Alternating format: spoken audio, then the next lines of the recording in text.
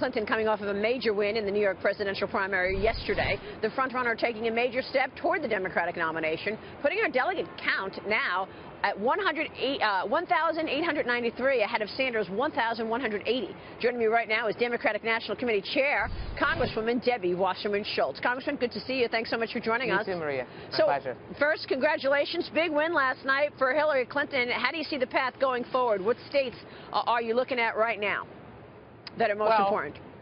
Remember, I'm the chair of the DNC, so the congratulations goes to Senator Clinton and not to me. But we are very, very pleased, and I will accept congratulations on the enthusiasm that continues to build for our candidates. Coming out of Wisconsin, 7 out of 10 of our voters coming out of casting their ballot for either of our candidates said they were enthusiastic about supporting either candidate.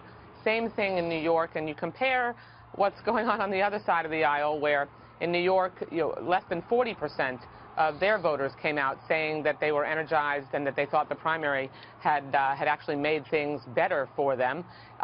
In addition to that, you've got United States senators dropping like flies, deciding that they're not going to their own convention. Even John McCain, who's vulnerable in the state of Arizona and is their previous Republican nominee, won't attend the Republican National Convention.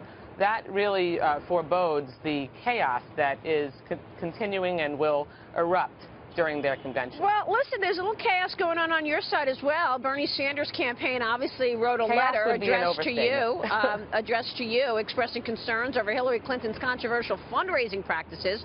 Is Hillary benefiting unfairly from her ties to the DNC? Well, first of all, no. Both candidates have a joint fundraising agreement that is exactly like the joint fundraising agreements that we've had with our previous candidates for president. There is absolutely nothing different in the way that we have spent money and raised money with Secretary Clinton. Senator Sanders has chosen not to exercise the use of his joint fundraising agreement, but we have absolutely no violations, and we are running the Joint Victory Fund with the Clinton campaign exactly according to the way we are supposed to. So have you responded to the Sanders campaign? No. You haven't responded yet. Well, are you planning to? We can consider this the response. We are running the Victory Fund just like we have run previous Victory Funds. There are no violations. We have been running this, managing the Victory Fund exactly the way we're supposed to.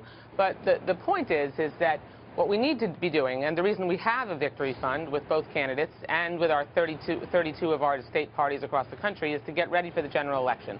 So at the same time that this primary is continuing to play out, there are 19 states remaining that will vote. We are getting ready to make sure that we can have coordinated campaigns around the country, that we can focus on continuing to build our mobilization and organization of our grassroots operation, which has run circles around the Republicans for the last few election cycles and will do so again. Strengthening our voter file, which the Republicans were never able to do even after their autopsy. So we've got a job to do. We have to continue to draw that contrast. That's what our candidates should be doing, drawing a contrast between their message and their vision for continuing to help people reach the middle class, build on the more than 14 million jobs that have been created since President Obama took office, contrast that with the extremism and the vitriol and the chaos that is reigning on the other side, and that will bode well for our likelihood of electing the 45th President of the United States. Congresswoman, how much work is going into right now trying to get the House and Senate back? Let's say, hypothetically speaking, Donald Trump wins the election, the general election. How much of a factor is getting the House and Senate back, and what are you doing going forward in order to try to change the likelihood of an all-Republican leadership in Washington?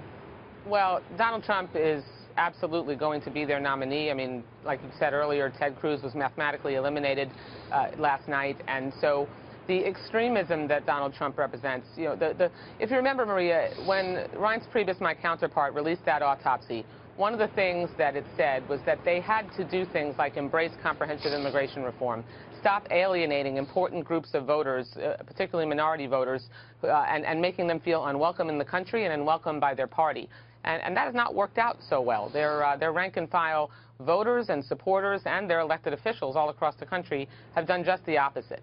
So I think that certainly a Trump candidacy, Trump as the nominee is going to send shivers down the spine of the Republican Party, and it is going to be bode very well for our candidates. I think we take the Senate back, we win significant numbers of seats in the House of Representatives, and quite frankly, all across the country, a Trump candidacy, frankly, any of these three remaining candidates will really send a very clear message to voters that the Republican Party wants to continue to go off the deep end, does not care about making sure that we can bring people together, and the Democratic Party wants to help people reach the middle class. Congressman, that's the contrast I'm looking forward to. Let me ask you about policy for a moment before you go, because we're having a debate on this set this morning about moving the economy, getting jobs back. Obviously, the exit poll data shows you that from evangelicals to even liberal Republicans, the economy is the #1 issue. What do you think is the most important policy that either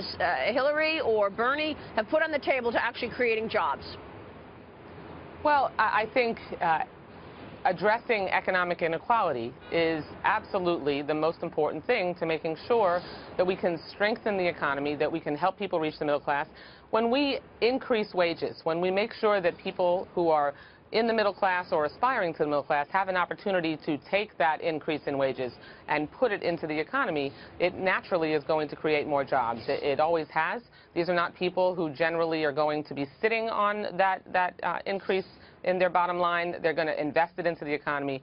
That will stimulate economic growth, unlike the trickle-down economics that the Republicans favor, which has been tried and failed repeatedly, giving tax breaks to the wealthiest, most fortunate Americans and hoping that their largesse trickles down to the rest of us, has failed repeatedly, and it's part of what got us into the worst economic crisis under the George W. Bush administration since the Great Depression. Congresswoman, good to see you. Thanks so much for joining us. You too, Maria. Thank you. Debbie Wasserman Schultz joining us there.